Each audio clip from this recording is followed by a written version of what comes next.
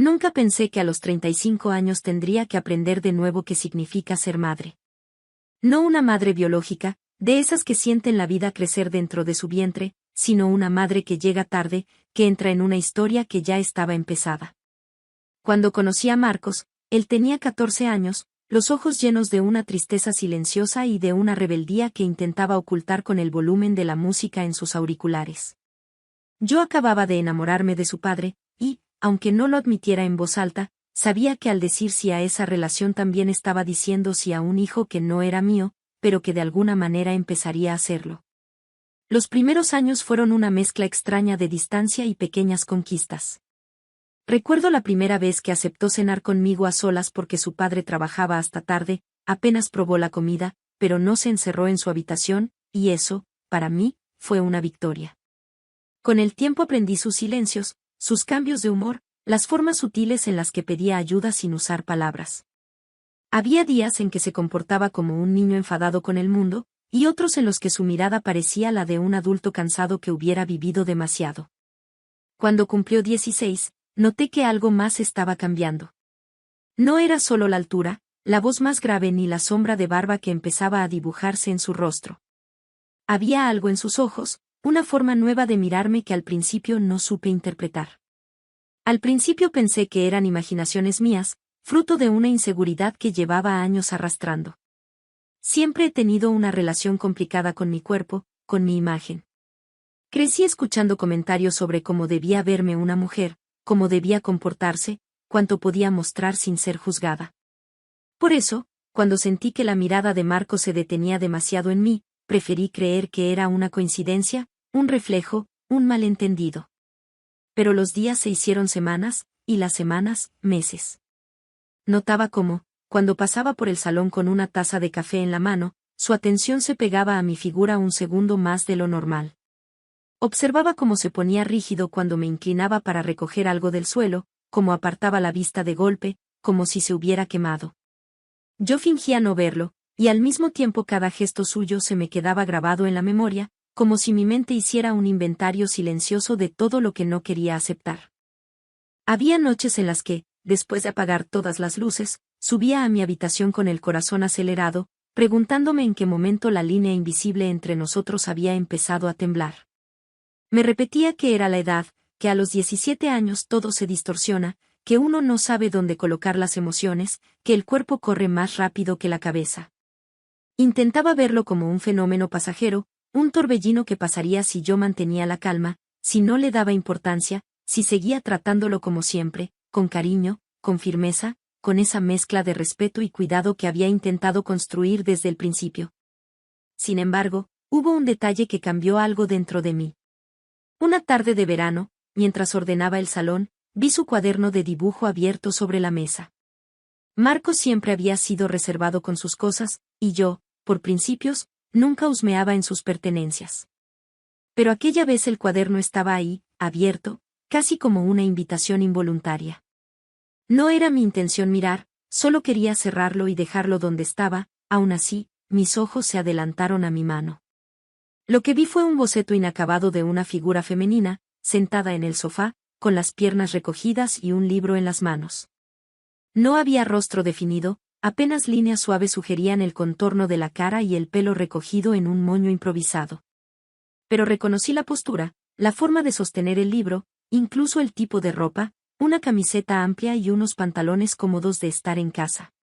Me reconocí a mí misma como quien se ve reflejada en un espejo inesperado. En la esquina de la página, casi escondido, había una fecha, y su letra pequeña, apretada, como si tuviera prisa por dejar constancia de algo que no sabía cómo decir.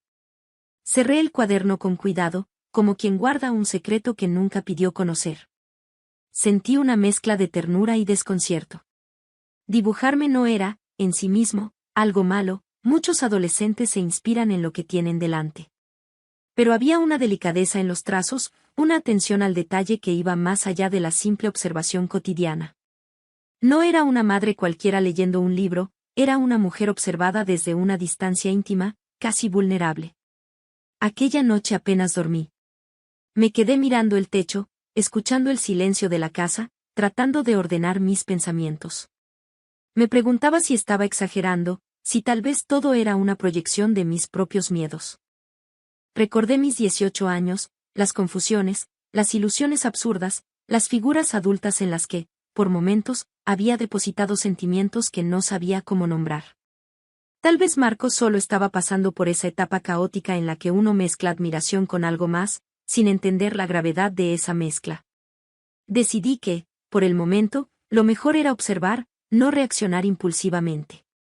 Ser madre, incluso una madre que llegó tarde, también significa saber cuándo hablar y cuándo esperar.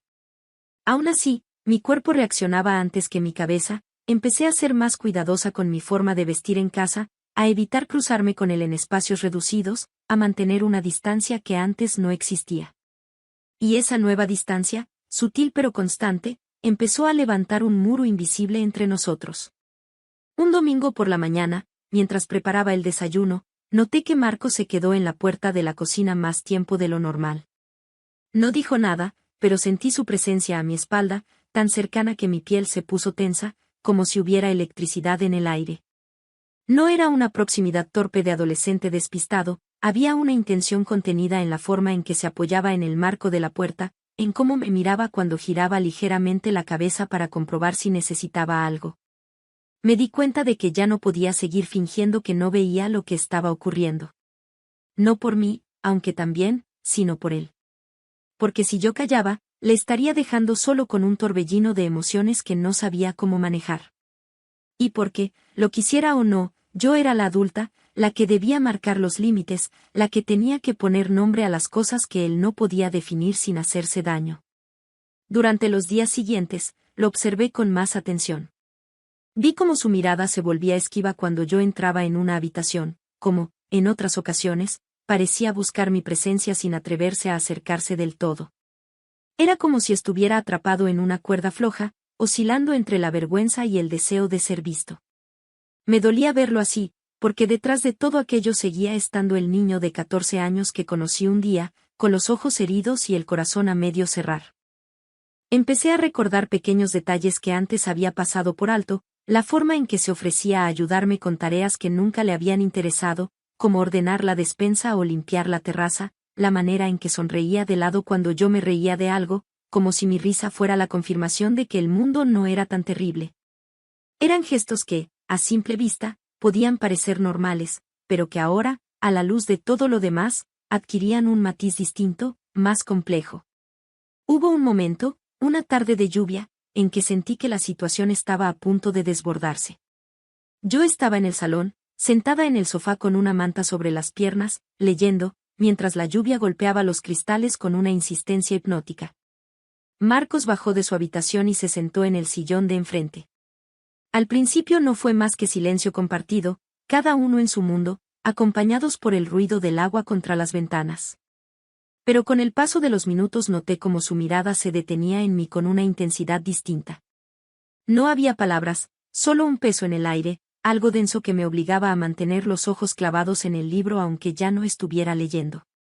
Podía sentir cómo me observaba, cómo sus pensamientos se enredaban en algo que yo no podía ver, pero que intuía con una claridad dolorosa. En ese instante entendí que si no actuaba, si no ponía freno a tiempo, ese silencio acabaría convirtiéndose en algo mucho más difícil de manejar. Esa noche, cuando me quedé sola de nuevo en mi habitación, supe que había llegado el momento de hablar con él. No se trataba de regañarlo ni de avergonzarlo, sino de sostenerle la mirada y decirle lo que nadie le había enseñado todavía, que hay límites que no se pueden cruzar, aunque el corazón se confunda, aunque la soledad y las ganas de ser querido nos empujen a lugares equivocados. Era una conversación que no quería tener, pero que sabía que debía a él, a mí, a la familia que habíamos intentado construir. Mientras apagaba la lámpara de la mesilla, sentí un nudo en la garganta. Sabía que, a partir de ese momento, nada sería igual. O encontraríamos una forma de salir fortalecidos de ese laberinto de emociones mal colocadas, o las grietas se harían tan grandes que terminarían por romperlo todo. Y, sin embargo, en medio del miedo, también había una determinación silenciosa, no iba a dejarlo solo en esa confusión, aunque para ello tuviera que enfrentar mis propios fantasmas. Cuando cerré los ojos, lo último que vi en mi mente fue el boceto de aquel cuaderno, la figura de una mujer sentada en el sofá, sosteniendo un libro. Una mujer observada desde una distancia demasiado cercana. Una mujer que, al amanecer del día siguiente, tendría que aprender a ser algo más que una sombra dibujada, tendría que ser un ancla, un límite, una voz firme en medio del caos. La mañana en que decidí hablar con Marcos, el cielo estaba despejado después de varios días de lluvia. Preparé café como siempre, intentando que el ritual cotidiano me diera valor. Cuando bajó a la cocina, supe por su mirada que también sentía que algo estaba a punto de cambiar. Nos sentamos frente a frente, sin palabras al principio, como si ambos buscáramos una salida sin herirnos. Le dije, desde lo más profundo, que lo veía, que no era ciego a sus emociones, pero que parte de crecer es aprender a nombrarlas y dirigirlas hacia lugares que construyan, no que destruyan. Le hablé de límites, de respeto, de cuidado.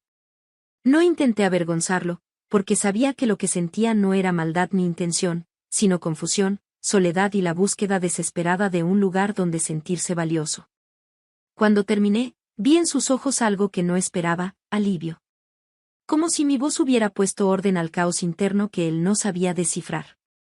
Durante las semanas siguientes, nuestra relación cambió, pero de una manera sana. Marcos comenzó a abrirse a otros espacios, a relacionarse con gente de su edad, a construir una vida lejos de los muros invisibles que habían crecido entre ambos. Ya no me miraba como antes, sino con una mezcla de gratitud y respeto maduro. El muro extraño que nos separaba se disolvió, y en su lugar quedó algo más real, una confianza nueva, un cariño sin sombras. Hoy, cuando pienso en aquella etapa, no siento miedo ni incomodidad, sino un aprendizaje silencioso. Amar a alguien también significa poner límites para protegerlo, incluso cuando resulta incómodo. La maternidad, descubrí, no es solo ternura, también es sostener a otro mientras encuentra el camino correcto, aunque ese camino pase por reconocer lo que nunca podrá ser. A veces, al pasar por su antigua habitación, me detengo en la puerta recordando su cuaderno de dibujos. Él lo guarda ahora cerrado en una caja junto a otras cosas de adolescencia. Nadie habla de él, pero sé que ambos lo recordamos como un puente que atravesamos sin caernos. Y eso, al final, es lo que importa, que elegimos crecer, no rompernos.